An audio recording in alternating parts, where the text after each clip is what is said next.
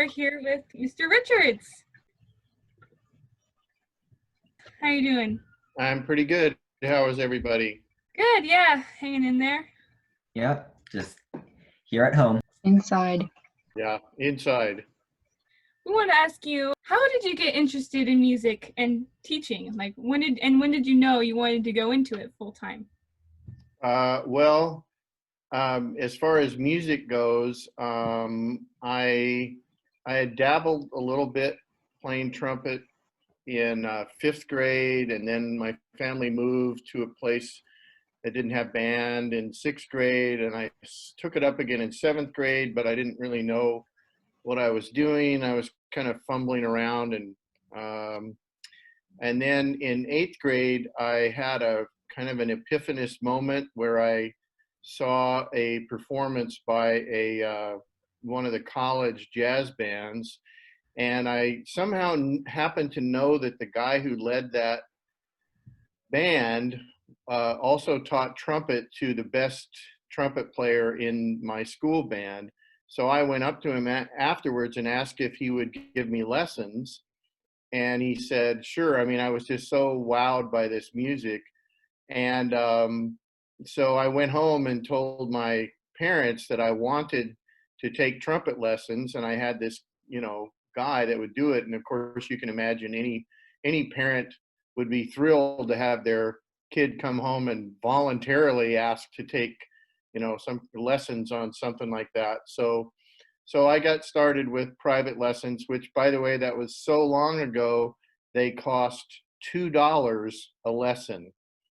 So I don't know what private lessons are right now. I would say probably $40 or $50 is a pretty good guess. So anyway, long time ago, guy's name was Tom White. He was very, very patient, and I owe a lot to him to getting me onto the right path. But it really wasn't until I was in college that I decided that I wanted to be a music teacher.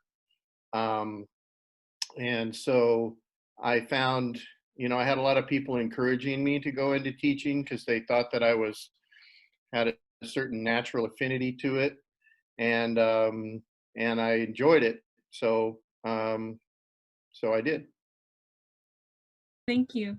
Just out of curiosity, how many instruments do you play? Is it just trumpet, or do you play other? Well, it's funny. I get that question a lot, and it's a little bit hard to answer because it kind of depends on what you define as being able to play. I play trumpet and guitar. Those are my two main instruments, but I can also play drums fairly well. I can play a little bit of bass. I can play something on basically all of the band instruments, like flute, clarinet, saxophone, trombone. Not terribly well, but really it's just the two main ones, trumpet and guitar. It's great. It's great. What is one instrument you wish you had seen more of, like used more? Low brass, like tubas and baritones, and even trombones. I went through one sort of period at Blanchette where I had quite a few trombone players, but only a few times did I have a really solid low brass section, and so that would have been nice, but oh well. You're very valued at Blanchette. You've become like a iconic part of the school. How many years have you worked at Blanchette? 35. 35 years. Wow. Thank you for everything you've given to the community. Oh, thank you. What's your favorite memory of Blanchette? Well, that's a tough question because there's been a lot of highlights, but I would probably say in the spring of 1995, I had co-written the musical that we performed as the Blanchette musical that spring. I co-wrote it with a woman who was an alum named Nicole Haidt, and she wrote probably 90% of the script. I wrote all the music and arrangements and most of the lyrics, but we collaborated on everything, the story, the script, and I wrote the jokes, but but when, I mean, that was a real incredible process to get that, you know, off the ground and then actually up on the stage. And, you know, I remember just kind of the week that we opened the show, at like opening night. And by the way, it was entirely student run. Even the band that was on stage, which was basically the jazz band, that was being, the musical director was a student. And so all I did once the show ran, I just sat in the audience or up in the booth or something. But seeing that all come to fruition, you know, because it wasn't just me and Nicole, or the drama director at the time, a woman named Jo Vetter.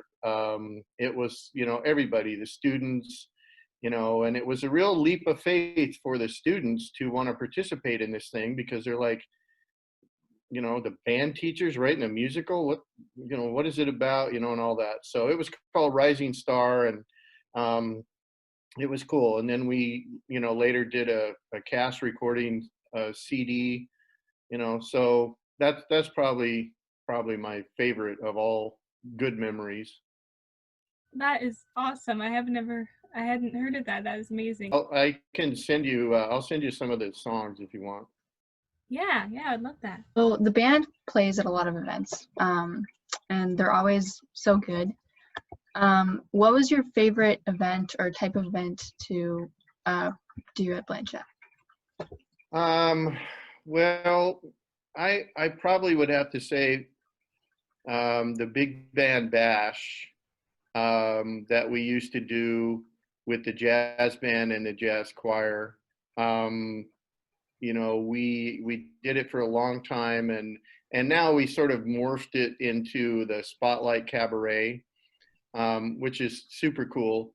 But I, you know, I have a few memories of, you know, Big Band Bash where, you know, we had a bunch of people out on the dance floor dancing, and the band was just, you know, cooking, and people were having a great time. So, you know, that event. Yes, I remember attending the Big Band Bash when I was younger. It was a lot of fun. Yeah, it's a cool thing. From your time at Blanchette, is there any one main thing you would like to be remembered for?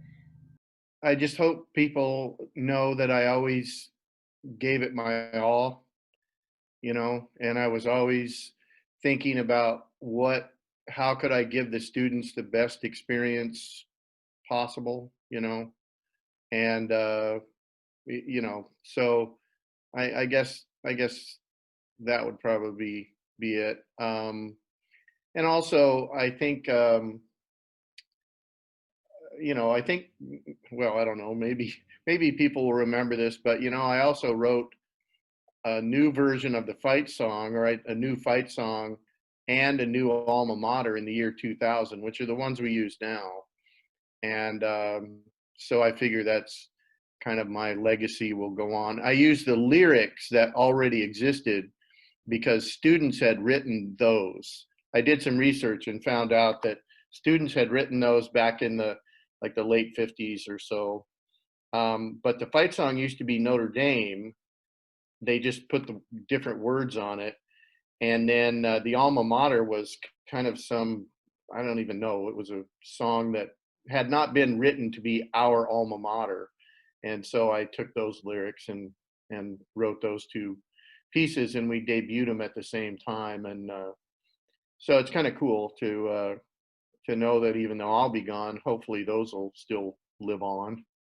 What are you hoping to do in the future? Is this your retirement right here, or are you hoping to go and work with middle schools a little bit more, or where do you think? Well, my sort of immediate future will be, you know, I'm not going to be, you know, actively teaching anywhere, middle schools or obviously at Blanchette. You know, I'd like to do some things that I haven't been able to do just because of, you know, for almost my entire life being tied into a school schedule, you know, and that includes travel, and I love to fly fish, and, you know, I'd like to be able to go, you know, there's some great fly fishing to be had in the fall, And so I'd like to be able to, to do that. And, there's a Formula One Grand Prix that takes place every October in Austin, Texas.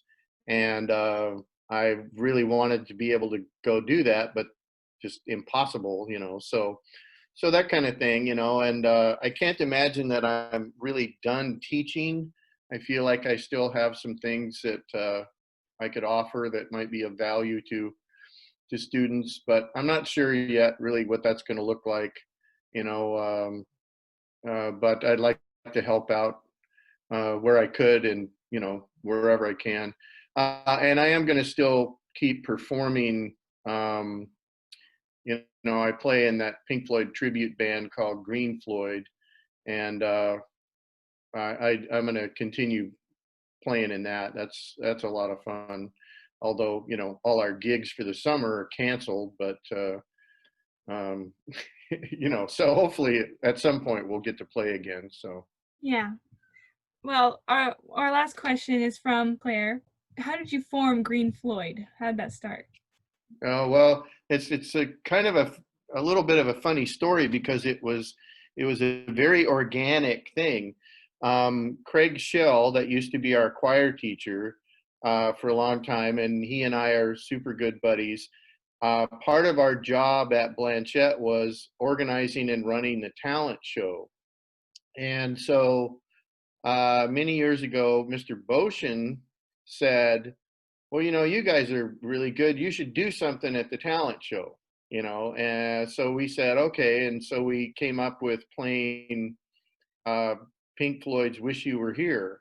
And it went really well, and it sounded good, and people really liked it. And then kind of from there, we thought, oh, we should do some more of this, And so it just kind of organically came together like that. It's not like I had this idea in my head, oh, I really want to do a Pink Floyd tribute band. But I've always been a big Pink Floyd fan.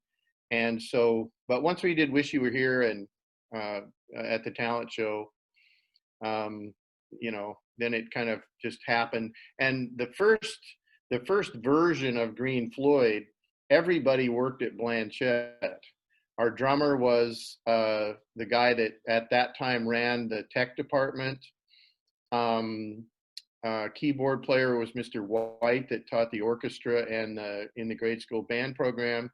And me, Craig, who taught the choirs, and Gabe Glennie, who came on to teach audio engineering and orchestra and grade school bands.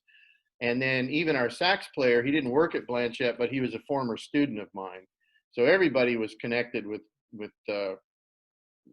Blanchette, and that's why we called it Green Floyd.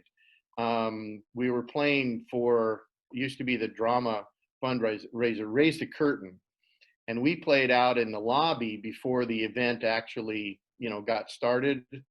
And so at that point we didn't really have a name, and Mo Mershon, then our drama director, she said, well, what's the name of the band so I can put it in the publicity? And almost as a joke, I just said Green Floyd, because green and gold, but it stuck. But I think it's pretty good, because people know they at least realize we're probably a Pink Floyd tribute band, with a name like that. And I think, honestly, if you're a tribute band, I think you need to have a name that tells people what you do. And so anyway, but that's how it got going. And so the best things are usually like that. They're usually kind of an organic beginning. So pretty cool. Well, thank you for meeting with us today over Zoom. And we want to thank you from the Blanchette community, thank you for everything you've given to the school, and we'll definitely miss you. So please come back and you can perform Santa Claus Rocks for us at Christmas time. Well, I actually told Mr. Boshin that I think that he should keep me on the program for that, so that, by the way, is also a really fun memory, how the student body participates, and You know, I always think it's funny that when we do that and the freshmen are over there like, what the heck is going on? How do people know what to do on this, you know? And so, yeah, I'll see if we can work that out. Yeah, I will never forget the bewilderment when I was a freshman of like, what? I've never heard this song. I am very versed in Christmas songs and I don't know what this is. Somebody help. What's going on? Everybody seems to know what's going on except for me. Well, and And the funny thing too is, you know, I wrote that song a long, long, long time ago. And then I just sort of started doing it at the Blanchette Christmas Assembly. And, you know, I never told people, you know, we never said, okay, you need to, you know, yell out Santa Claus rocks at this particular time. Again, it was just pretty organic. It just happened, you know, and so, you know, kind of turned into this tradition. But, you know, it's a lot of fun, you know, and I'm glad people like it. So We love it. Yeah. Well, thank you, Mr. Richards. thank you. Thank you very much.